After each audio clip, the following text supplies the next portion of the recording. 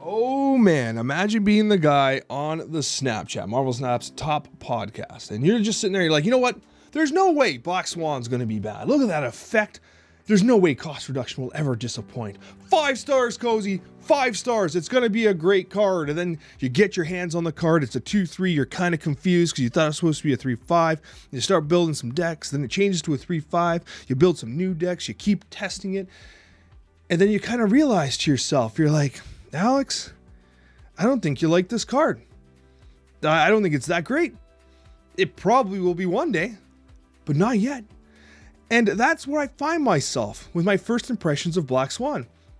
I don't know if I like it. I think it's good. It shouldn't be bad though. That's the thing. The effect is so strong, and it's one of those things where on paper, the card should be good. But if the 1-drops you're playing for free aren't good enough to warrant being free, and the synergistic elements that you're trying to kind of propel power-wise are not going to outperform Blobs or Thanos, Shuri, or whatever the hell's in the meta, Darkhawk, then what are you actually trying to do? And so I played a whole bunch of decks, and I often felt myself completely underwhelmed with Black Swan. Even when I felt like I had a pop-off style play. At best, I was sending a Hitmonkey to the roof. At best, I was sending, a pretty decent Werewolf by Night. But Werewolf by Night was very space constricted. Either way, I had to work so hard and be drawn so specific through my deck, whereas like Darkhawk can just Darkhawk Mystique and just disrupt me the whole time. And it's like Blob can just blob, right? And it was one of those things where I realized that like Black Swan just feels awkward. At 2-3, it felt actually not bad, but not great. 3-5, it was like, I'm not sure. And then, of course, today we get the change to Beast. Beast no longer discounts all the way to 0. It's a 2-2. It should slot better into the decks because naturally now it's less expensive. But Black Swan wanted to be played on turn 5. Beast was not necessarily the most synergistic because, I mean, you could play a 1-drop, play Beast, then play it again, and like, okay, that's fine. But then you just don't have enough 1-drops in your deck, and your hand is so thin, like it's, what do you do? What do you do? Like it's a very awkward thing. And so ultimately, my experience with Black Swan is that I feel like I was underwhelmed. And the decks I played, I think were pretty decent, honestly. And compared to Supergiant, I was flying through ranks with Supergiant, but Black Swan, I was fighting myself. And even though we had a favorable featured location in Nulvalier, which I mean is great because one drops can zoo into it very easily, still felt weak, didn't feel great. But again, it'll age like fine wine because every time a 1-cost card is added to the game, you have potential Black Swan synergy, just like with Ravonna, where Ravonna felt underwhelming, a couple changes, then a couple buffs to other cards, and all of a sudden Ravonna feels very legitimate. So hopefully Black Swan experiences the same. Now I'm going to talk about some key cards with Black Swan and give you an idea of how my experience was playing with it, right? First of all, Thanos. I found myself underwhelmed with Thanos and Black Swan because I felt like I didn't need the stones to be free. Like, honestly, I didn't. You're playing your stones to draw through your deck. You're playing your stones like kind of relatively early, and you're playing your stones into Lockjaw and stuff like that. Like, I just never felt like she never made the deck better. I feel like I would highly doubt that Black Swan Thanos outperforms a Thanos deck without Black Swan. And if a version comes out that does, then cool, because it's still a 3-5 body. That ain't bad. Just didn't feel like you needed it. Now, if it was the old Lockjaw where you can just cycle tons of free stuff through, then that's different. Lockjaw can only do 1 card at a time now, so Black Swan kind of steps on its toes a little bit. And then we have the Hitmonkey. Hitmonkey and Bishop are in similar spots, okay? You get this very gradual pop-off on Bishop, which is cool. Not bad, but that's also a very draw-dependent card. You want to have it on turn 3 or at least on turn 4. Hitmonkey is for the turn 6 pop-off. But in order for that to really work, you've had to have drawn into a whole bunch of 1-drops. You have to draw into Falcon and into Black Swan, and you have to draw into and be holding Hitmonkey. So there's all these lines that have to line up for Hitmonkey and Black Swan Falcon to really work because of the way it functions. You want to turn 5 Black Swan into Falcon, pick up all the 1-drops, and then top deck a Hitmonkey basically, right? It doesn't always work like that.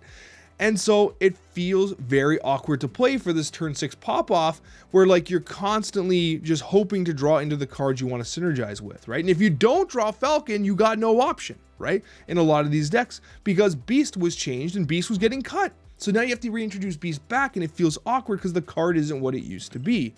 So what do you do? What do you do? The most successful deck I played, and I'll show you in a few minutes, was one that featured a Nihilist. Now, a Nihilist was interesting because you have the hood. You can bounce the hood back. You got the demon. The demon's really good. You play the demon for free, but most importantly, you play the hood down for free as well. You a Nihilist, you kick the hood over, and then you play your other cards down as well. Maybe even pop off your bishop, right? So that was pretty cool, and you can keep your hand stacked with something like a Moon Girl, right? We have a deck which was a zoo-based deck that used Moon Girl to pad the stats, get lots of martyrs and stats into your hand so that you could basically plop them all down, and you know, when you actually end up playing Black Swan, you have a nice repertoire of 1-drops that you can throw down with, right? Moon Girl turn 4, Black Swan plus another on turn 5, and suddenly you should have a pretty decent docket of cards. But the most synergistic cards was, I think, Falcon. I think Falcon's the biggest winner.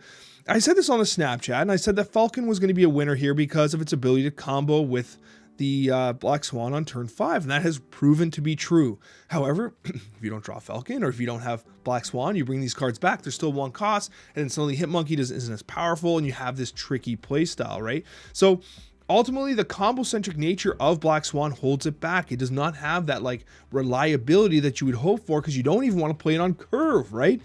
So ultimately, the high impact 1-drops like Forge, Spider-Ham, and Iceman, they're great to pull back in your hand and play again. But the decks are going to need some refinement, and overall Black Swan feels much weaker than anticipated, especially with the change to Beast. Now, it's also a question of, is Black Swan worth it? It's a funny question. Now, when you compare it to Supergiant is a Series 5 6,000 token card. Black Swan is $10 American. And while you might say, well, tokens, that doesn't cost me actual money because that's 6,000, I collected those or whatever. But if you actually think about the monetary value of those tokens, 6,000 tokens is like what, 70, 80, $100 American in some of these bundles we're seeing, right? Meanwhile, Black Swan is $10. So the season pass still appears to be a value, right? And so would you say like, oh, is it worth $10 to get a season pass? If you're playing Marvel Snap competitively or like regularly or anything like that, it's always worth getting the season pass for $10 because like honestly, it's way more expensive to try and pick this card up in Series 5 with tokens or Spotlight keys. The $10, you'd buy Spotlight keys for $10. You know what I mean? That's the crazy part. So from a value perspective, the season pass card always provides value. The other side to this is this card should get better over time as more synergistic cards come out.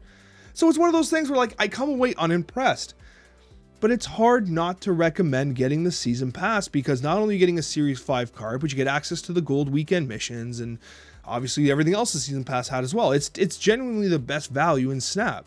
So ultimately, not happy with my performances in Black Swan. I do think that the card still feels a little awkward, but it's still only the first couple days. We're going to need some deck building time to see, especially with the patch that just came out, which decks can actually overperform. And you know what, honestly, I don't want to say it's a buff candidate because we'll have to see how things shape up, but obviously Second Dinner is very protective of their season pass cards, and if the card underperforms, I honestly wouldn't be surprised to see something get changed sooner than later. It's definitely not overperforming right now. Definitely not. Regardless, let's talk about some of the decks that I was playing here to give you an idea of what we were experimenting with and how we were doing. So right off the top here, Thanos Swan. This is what I was playing. It's a pretty straight up Thanos deck. Nothing fancy about it at all. And really, I just was like, okay, like I don't think I actually need Black Swan here. Like I really don't think I need Black Swan. It felt kind of forced into an existing shell that already kind of worked, and this is one of the best Thanos decks, so why wouldn't it be one of the best Thanos Swan decks, right? And it happens to be exactly that, and the statistics on Untapped would support that, right? Seemed like a lot of people had a very similar idea. Keep it steady, right? Nothing fancy. This is Thanos Swan. It's performing well, generally speaking, but I'm not convinced Swan makes the deck actually better. Now, we did some brewing here. I tried to say, okay, what if we did something like a Monkey Ray Swan? We got the Monkey Ray. We have the Beta Ray build package, right? We got the Hit Monkey. So we have two different pop-offs here. you have a very consistent early game with the 1s and the 2 drops. And then what you have here is you got the Thor, the Beta Ray Bill, the Jane Foster, but you also got the Werewolf by Night and the Black Swan Falcon side. So you have like 2 combinations. Moreover, if you happen to not draw into Jane Foster, but you have Beta Ray Bill and draw into the Stormbreaker or the Mjolnir for Thor, you still have these very miracle style turn 6s where you can perhaps, pop off that Hit Monkey while also adding value to Thor and Beta Ray Bill. It felt okay. But Zabu Ray Bill, the deck I talked about, last week for Beta Ray is just better. It's just straight up better. You would never play this versus that. So if it's not better than that, then there's no worth playing it. So this is a write-off in my opinion. So we moved to Black Moon. Now it's like, okay, what if we try to zoo, right? What if we try to use Moon Girl to zoo out a little bit, see what we can do? Martyr in here for pure stats. Moon Girl and 2 Martyrs is pretty good because the locations are often full. We're trying to go for that Dazzler play. And obviously, Black Swan works really well on turn 5 with either Black Swan Goose, Black Swan Dazzler, right? And then of course, if all the cards are free and you top deck a Blue Marvel, you can play Blue Marvel and all your 1-drops. You can play Kazar, all your 1-drops, right? It actually felt okay. This actually played pretty fun, and you'll see a highlight of it. But the problem is that it actually does not generate that much vertical power. Even with Martyr in the deck, these zoo decks just don't go vertical enough. They just don't. They'll never beat a popping off destroy deck. They'll never beat a Venom. They'll never beat, a free death in a lane. They just don't put up enough power. They just don't, right? Kyra's not going to fix that. Black Swan doesn't fix that. Kazar and Blue Marvel don't fix that. It's just not enough power. The 1-drops do not feel strong enough. So if the 1-drops don't feel strong enough, can Black Swan feel strong enough? You know what I mean? That's the problem. If playing on curve and dropping Iceman, Ant-Man, Forge, Squirrel, and Martyr, for instance, if that is not enough power, then Black Swan is not going to get it done, right? We don't have the Hit Monkey here. We don't have the Bishop here. So ultimately, an interesting experiment. This was my favorite deck by far, right? If you're looking for one to experiment with, this is the one. The reason for this is because it is pretty straightforward to play because you have the Annihilus package, which you can finish off on turn 6 with the turn 6 Annihilus. Black Swan Falcon turn 5 is strong with all the 1-drops. You have the Disruption, the Iceman, you have the Nico. You also have the Zabu with all these 4-drops. And of course, Werewolf can provide a lot of value, especially when you Falcon something up. So you turn 4 Werewolf, you turn 5 Falcon and Black Swan. It's quite a bit of power on the board, and then you can kind of maneuver your Werewolf around with your 1-drops. It takes a lot of thinking. It's kind of tricky to play. You will misplay a little bit, but ultimately, this deck felt good. It felt good, but you know why it felt good? Because Annihilus, Sentry, and Hood feel good. And so what's actually carrying this deck? Is it the Black Swan package? Is it the Black Swan Falcon package with the 1-drops? Or is it the Sentry Annihilus package? I think it's the Sentry Annihilus package that's carrying, right? The Black Swan Falcon package is just kind of gravy on the gravy train. So, again, that's what makes me think about how this card is not maybe as good as I thought it was going to be, because I don't think it carries the list. I just don't think it does. But it still felt good here. It's by far the best. As a total meme here, we tried to do a Black Adam deck, which is Bast into Adam Warlock, and the idea, obviously, we're riffing on the Rock there. But, so bad. It felt awful. I don't even want to show you this deck anymore. I just want you to see that I donated cubes testing Adam Warlock Bast with a balanced shell, including Black Swan and Falcon. Okay, I tried it. I did it. I made the donations.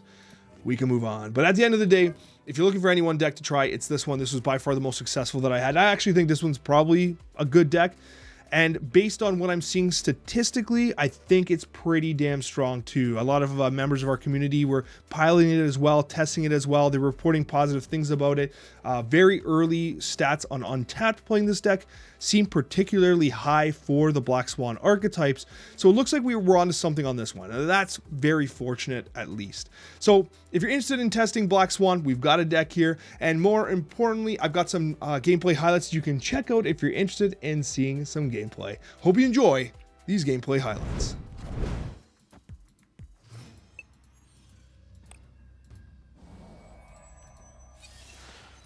So I have my Shongers. Cursed.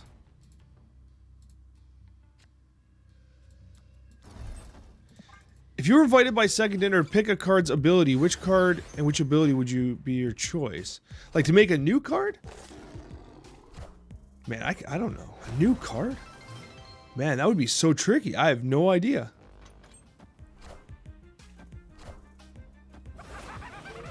Okay. We're not showing an Annihilus. Like, we're not showing Annihilus. So they might be surprised to see that we're actually playing Annihilus.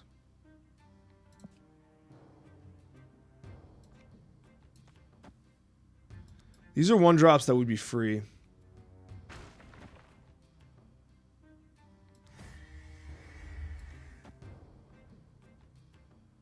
I'm gonna do this.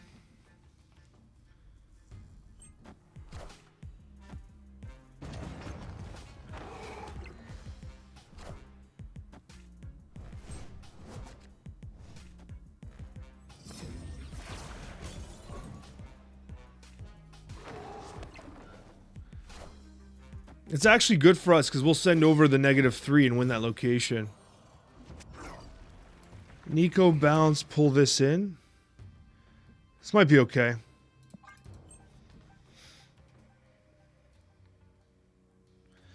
Forge will be free next turn. So it's going to be Annihilus +1.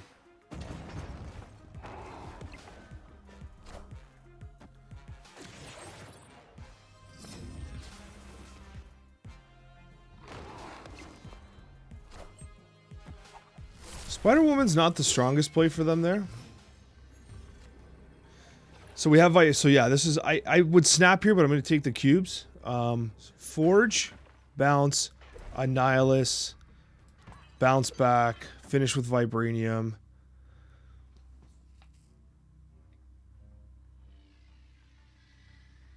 If I snap, they leave, so let's send.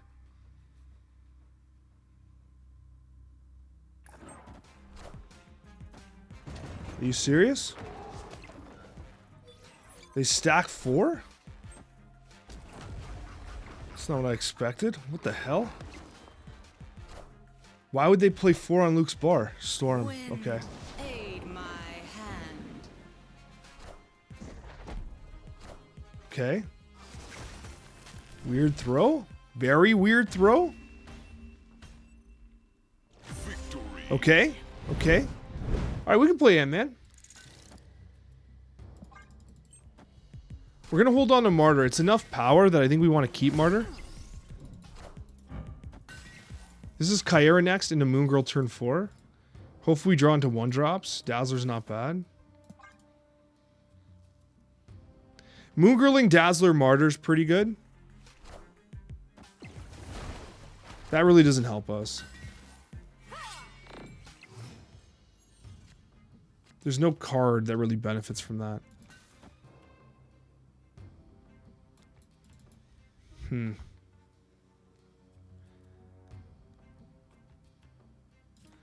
We do this. We Black Swan Dazzler next, and that allows us to play multiple Martyrs. I'm not going to snap, but I think we're actually in a good spot here. Vision's strong. This is pretty good. It's Dazzler, Black Swan. We do this first.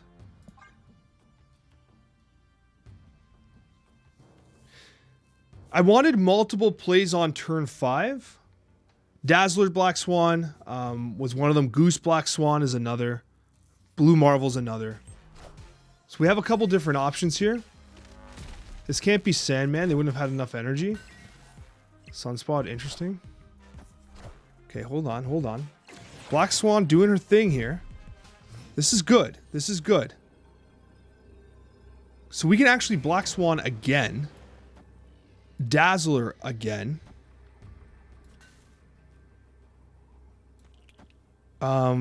This fills. So this is a full board.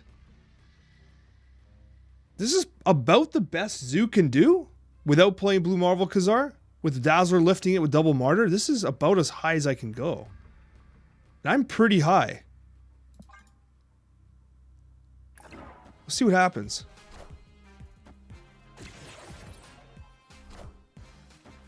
They're giving mid completely.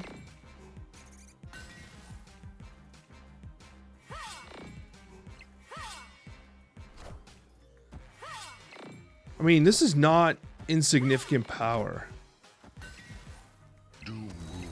Wow.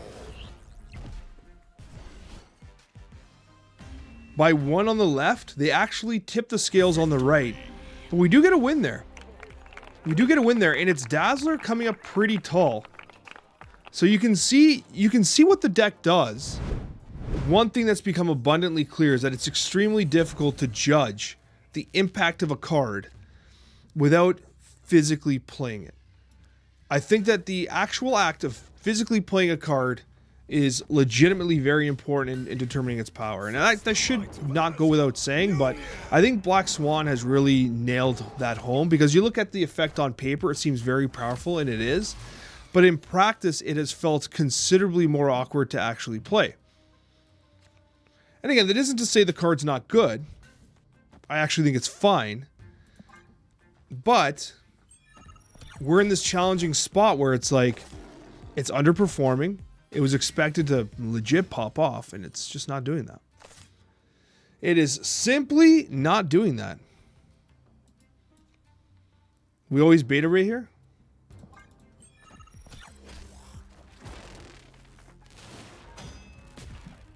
Even if we just draw the hammers, they're good in Nodelvalier. And Nebula's going to end up in Shang-Chi range. Wind, aid my hand.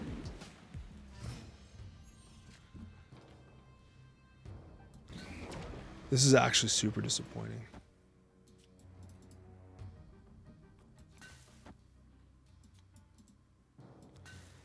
We have to leave room.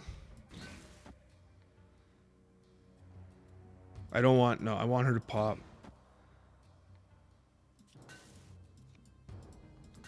I want her to go to 10. Her going to 10 should also... We probably lose this location.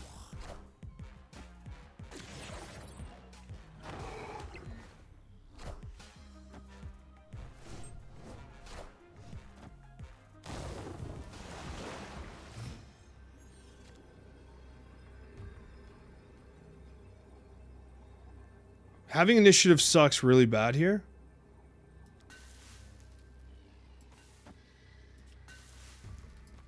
But I think we just do this. It's probably winnable.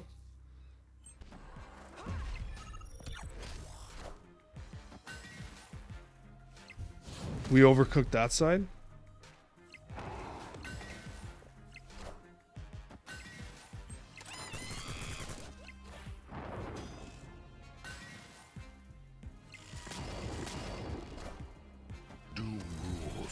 Oh, Doom's interesting. He might be short right by 1, but then beats us tiebreaker. No, we win tiebreaker. No, he wins by... No, we just win. Never mind. I was trying to do the math, and I was like, what? And that's right, it's only 3 Dooms, so he's short 1. Okay. So, I don't know, man. I don't know. We literally didn't draw any of our 1-drops in this entire game. All of them are here. We still get the win, and that's not off the backs of anything but Beta Ray, I guess. I don't know, man. That was a wild game. Here we go. The Black Moon. Black Moon Zoo. Dark Dimensions kind of sucks. We need a bit of a draw engine here. Maybe we play some Adam Warlock. I'm not sure if that's Copium or not. Okay. This is interesting. An Elysium game. We're gonna sneak Kazar into here. Ironically, all my 1 costs are 0 now anyway. Black Swan literally useless here. Oh my gosh, Black Swan.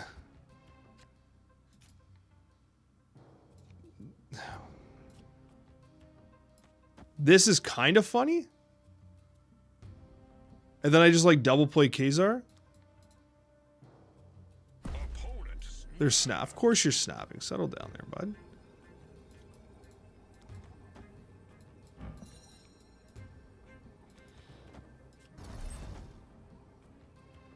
I'm gonna do Forge Moon Girl into double this. This is stupid, but I want to still top deck a card. Of course they're destroying Deadpool. I really like that they're all gold, by the way.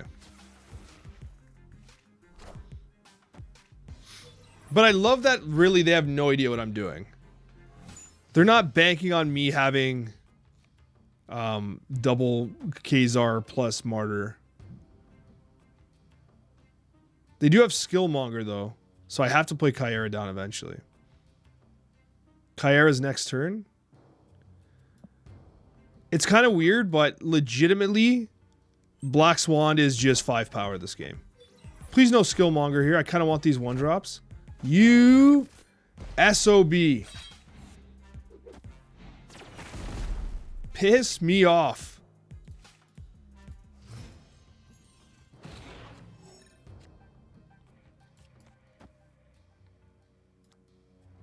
Literally so sad. That was always going to happen though. We always match Zudek into Destroy.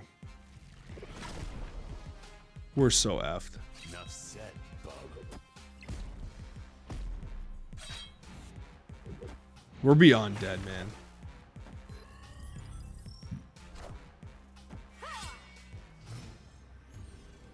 How hard do we cope here? Blorval, Squirrel,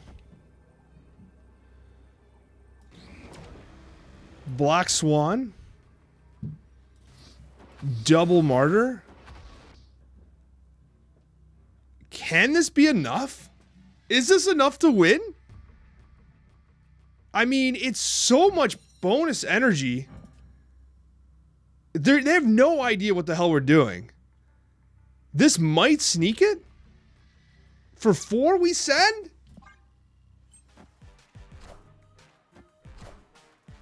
Oh, yikes. That's bad.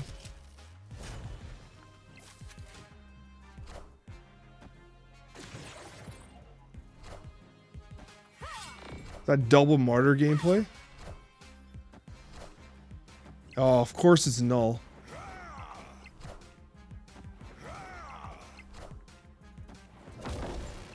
It's just not enough, man. It's not enough mid or... They literally went full pop-off on Destroy. Full pop-off! We almost did it, guys. We almost did it. Look at this. They're a Destroy player with 1 card in their deck, 0 in their hand. They have Taskmaster, Null, Death, Venom, and X-23 on the board. Nothing we can do. It's a beautiful deck, though. Gotta pay respect to the full gold deck here. Let's take a look. Full gold deck. Hey, listen, they play Destroy. There's no doubt about that. These are great. Oh, God Split Null. Look at this. Nice Wolverine. It's actually one of the nicer Wolverine variants here. The Flaviano Death, one of the best ones. Okay, Kim Jacinto Venom. And Taskmaster. That's all gold. They did have a Nico and Inked. They did have a Nico Ink as well.